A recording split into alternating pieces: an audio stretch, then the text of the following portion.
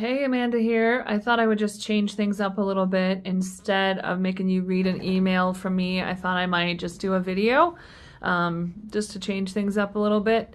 I just wanted to give you an album update. If you follow us on our Facebook page, then you know that we're in the middle of recording our next album. We wrote and recorded 19 songs for this album, and we've decided that we're going to release it in two parts. It's going to be a double album. So there'll be one part in 2019 and the next the following year. We have 19 songs and probably another 6 that we're still going to write and record. But all of that is in process. So I thought I would just let you know where we're at with that. So if you follow Neverlight at all, then you know that one of the things we like to do is to bring in other musicians who we feel are going to contribute something to the music that we're writing. Last album, we had Dirk Verburen on drums, we had Ray Rando on bass, and we had Ruben Feicha on keys and violin, and we also hired a choir from London, of course, who did the choir parts for us. This album, the feel is a little different. It's a little darker, and so we thought we needed to change things up a little bit. So on this album, Leo Marguerite is the drummer. He is from a band called Pain of Salvation. They're a Swedish prog metal band. If you don't know them, you should. They're fantastic. Leo is fantastic. And we basically just gave him free reign and said, here's the demos, but do what you want. And he gave us back some really fantastic material. Just did an absolutely great job. On bass this time around is Anish Jouini, who plays bass in a band called Mirath. He is a phenomenal bassist. He took things above and beyond what I thought he would give us. I knew he was a great bassist when we hired him, but he has just added so much to our music, and I'm extremely happy with the bass lines on this album.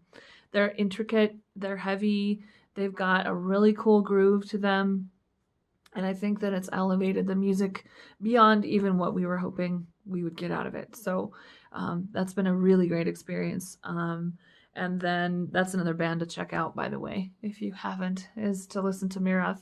They have a new album coming out. They just released a single called Dance. It's great. Check them out. They're fantastic.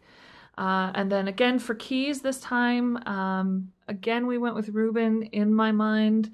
It's not really a Neverlight album unless it has Ruben on it, and Josh feels the same way.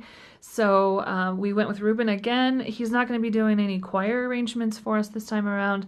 I don't think we have the kind of songs that need choir for this album. So, but he is doing some violin. I'll be playing some cello. And he's done some cello arrangements to go with his violin solos, and given us back some really beautiful stuff so far. So where we're at is drums are done, bass is done, guitars are done, and then keys right now as I speak are being recorded. We have 1 track back from him so far out of 19, plus a cello score that he's written for a different song. And then as soon as we get tracks back from Ruben, vocal recording will begin. So we're hoping that the album will be, all the recording process will be finished by March or so. And then it's tentatively scheduled to go to Jacob Hansen again for mixing and mastering. He did the mixing and mastering on Nova Red for us.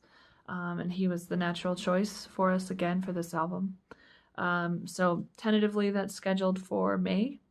And then hopefully the first part of the album with 11 tracks will be released in October, and then the second half at some point in 2020. So that's where we're at. The songs are super heavy. I think they have more of a gothic feel. I think the theme is more unified than it was on Nova Red, and in my opinion, the songs that we've written are better than they were on Nova Red. So that's where we're at. I just thought I'd give you a quick update. I hope you're having a great day, and I'll talk to you again soon.